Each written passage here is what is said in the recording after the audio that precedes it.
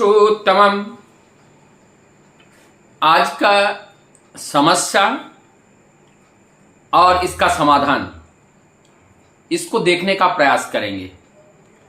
वास्तव में समस्या आज है क्या?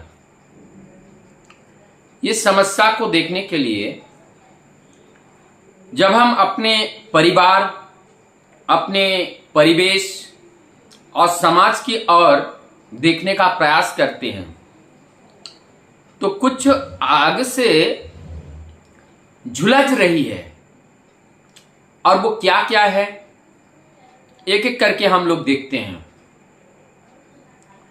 आज पहला बात तो है मोबाइल, जो एक एडिक्शन की तरह है।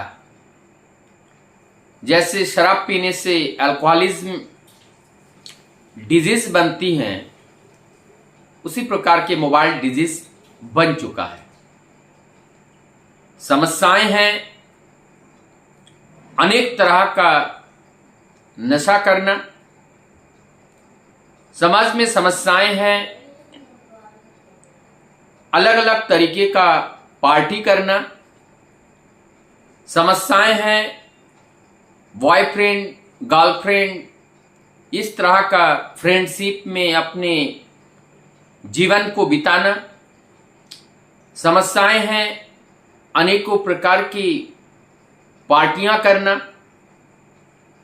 समस्याएं हैं अपने घर परिवार के गार्जियंस की बात को ना मानकर दूसरे के बात पर प्रभावित होना, समस्याएं हैं आजकल का जो आहार विहार है, फास्ट फूड पे अपने जीवन को पूरी तरह से ढाल देना। आज समस्याएं हैं विवाह व्यवस्था को बिल्कुल तवज्जो ना देना। और आज का जो समाज में जो एक नया प्रचलन हो चला है, लिविंग रिलेशनशिप, ये भी आने वाले दिनों में बहुत ज़्यादा खतरा हमारे समाज के लिए, हमारे राष्ट्र के लिए, संपूर्ण विश्व के लिए ये खतरा है। अर्थात ये जितने भी असामाजिक तत्व हैं, जो धर्म की विपरीत चलन है, ये चलन पतन की ओर जा रही है, विनाश की ओर जा रही है, अंधकार की ओर धकेल रहा है और अल्टीमेटली ये मृत्यु को ही वरण करता है। तो ये सारे समस्याओं का समाधान कैसे होगा? क्या मोबाइल छीन लेने से, लैपटॉप छीन लेने से, फ्रेंडशिप बंद कराने से, घर से बाहर ना जाने देने से क्या समस्याओं का समाधान है? इस तरह से समस्या का समाधान नहीं होगा। आज बच्चा छोटा है, हम उनको हर चीज पे अंकुश लगाने का प्रयास कर रहे हैं, चाहे वो मोबाइल हो, चाहे टीवी हो, चाहे लैपटॉप हो, हम अंकुश लगाने का प्रयास कर रहे हैं, उनके फ्रेंडों को कम करने का प्रयास कर रहे हैं।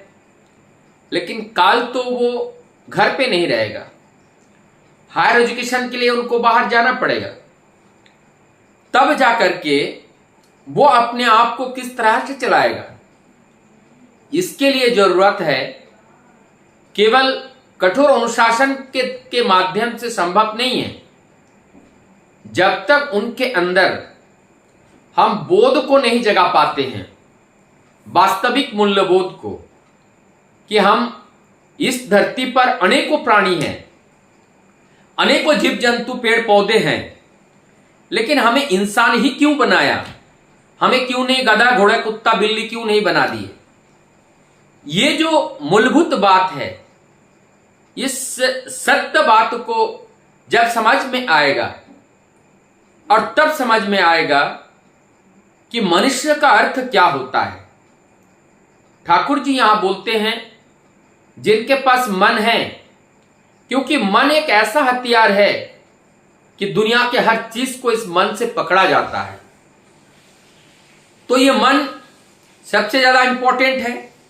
लेकिन अगर कोई चीज पकड़ा हुआ है तो जिस चीज को पकड़ना चाहिए उसे कैसे पकड़ेगा? पहले जो पकड़ा हुआ है उसको छोड़ेगा तभी तो ना पकड़ेगा। तो ये मन को मुक्त कराना पड़ता है। मन को मुक्त करने की बात भगवान श्री कृष्ण जो गीता में अर्जुन के लिए बताए हैं, सर्वधर्मं परित्यज्य ममेकं शरणं व्रजो अहम तम सर्व पापेभ्यो मोक्षयामि मा शुचा। ये जो हमारा मन इस संसार के अनेकों रूप को पकड़ा हुआ है, ये सब को छोड़ करके कहते हैं तुम हमें पकड़ो। जब हमें पकड़ोगे तुम्हारे अंदर जो वाइटल एनर्जी जाएगा वो एनर्जी तुम्हें ऊर्जावान करेगा और वो एनर्जी तुम्हें पॉजिटिविटी की ओर ले जाएगा। और एक बात है, आजकल घरों में बच्चे हो बड़े हो रील का प्रयोग करते हैं, इंस्टाग्राम देखते हैं। तो ये रील का प्रयोग जो हो रहा है, जो मोबाइल लेकर के पड़ा रहता है, वो एक दिन में हजारों रील को देखता है। तो जब हजारों रील को देखेगा उनका मन 1000 भागों में डिवाइड होगा। जब वो मन 1000 भागों में डिवाइड होगा तब जाकर के उनका मन चंचल हो जाएगा, उनका मन डिस्क्रीट हो जाएगा। और ये डिस्क्रीट मन, इसमें क्या आएगा? उदासीनता आएगा, हीनमन्यता आएगा और धीरे धीरे क्या हो जाएगा? ये मेड हो जाएगा, पागल हो जाएगा। इनको रात में नींद नहीं आएगी, इंसोमिनिया की डिजीज हो जाएंगे। फिर कहेगा कि इनका भूत ने पकड़ लिया।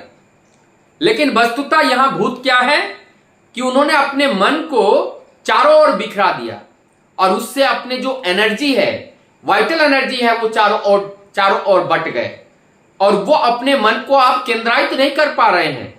मन बिखर गया। जब मन बिखर गया तब वो क्या हो जाएगा? जब वो कॉन्सेंट्रेट नहीं कर पाएगा, रातों रात कई रात बीत जाएगा, उसे नींद नहीं आएगा।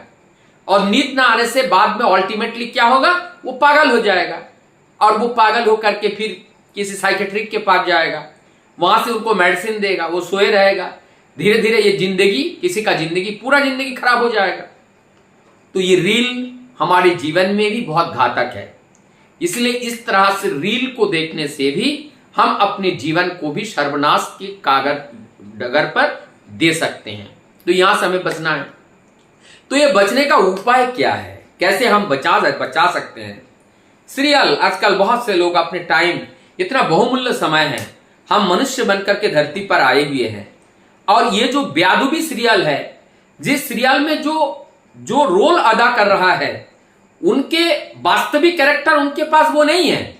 वो जो कैरेक्टर दिखा रहा है कि दूसरे को परोपकार करो, वो खुद परोपकार नहीं करता है, खाली कहने के लिए, लोगों को दिखाने के लिए। लोगों को दिखाने से कुछ नहीं होता है। यदि हम प्रैक्टिकली अपने जीवन में नहीं कर रहा है तो कुछ नहीं होता है। तो ये पैसे कमाने के लिए जो लोग रील कर रहा है, पैसे कमाने के लिए जो लोग सीरियल ये जो टीवी पर और विभिन्न जो मीडिया पर आ रहा है, वास्तव में अगर देखा जाए इसमें हमारा कोई बोध का उदय नहीं हो रहा है। ये बर्बाद के अलावा समय बर्बाद हो रहा है और उसका मिस डिस्क्रिप्शन और उसका जो मिस गाइडिंग हो रहा है, वो जो है उससे हम पतन की ओर जा रहे हैं। उसमें क्या बता रहे हैं? जो चीज होना नहीं चाहिए, सास बहू की झगड़ा, यहां भी उसकी देवर भाभी का लड़ाई, उनका इसका प्रेम उसका प्रेम, ये दिखा रहे हो। तो ये जो नेगेटिव एक्टिविटी है, जो हमारी जीवन को पतन करेगा, वही एक्टिविटी दिखा रहे हो और वो हम बड़े चाव से देख रहे हैं। तो ये कोई किसी का लव स्टोरी दिखा रहे हैं, तो ये सब देख के हमें क्या, हमारी पॉजिटिव एनर्जी की वृद्धि हो रही है। हम इमोशनल में आते हैं, कुछ हम बोल देते हैं, कर देते हैं, हम उनको अनुसरण करते हैं, लेकिन हम ये नहीं जानते हैं कि हम इसमें कितना एनर्जी को वेस्टेज कर रहे हैं। और साथ ही साथ हम अपनी ऊर्जा को विभिन्न तरह के जो गेम है, उस गेम में भी हम अपनी ऊर्जा को खर्चा कर दे रहे हैं। तो अल्टीमेटली हमारा एनर्जी का लॉस हो रहा है। तो सारे एनर्जी के लॉस से बचने के लिए हमें क्या करना है? हमें वास्तविक सत्य को जान करके उस वास्तविक सत्य पथ पर चलना है और उसके लिए उसके मूल में है वास्तविक सत्य, माने जिस पर ये धरती, ये दुनिया जिसके ऊपर खड़ा है, वो सत्य के ऊपर खड़ा है, वो अस्तित्व के ऊपर खड़ा है, वो आत्मा के ऊपर खड़ा है। उस परम सत्य को जानना होगा, और परम सत्य को जानने के लिए जो इस परम सत्य को जानता है उनको पकड़ना पड़ेगा, और वही होते हैं सद्गुरु, और वही होते हैं आदर्श। और जब उस सद्गुरु को जो आचार्य रूप में आचरण करके हमें सिखाते हैं, उनको जब गुरु रूप में हम वर्ण करते हैं, हमारी जीवन जब उनके आदर्श के अनुरूप चलता है, तो इस तरह का दुर्घटना हमारे जीवन में नहीं आता है।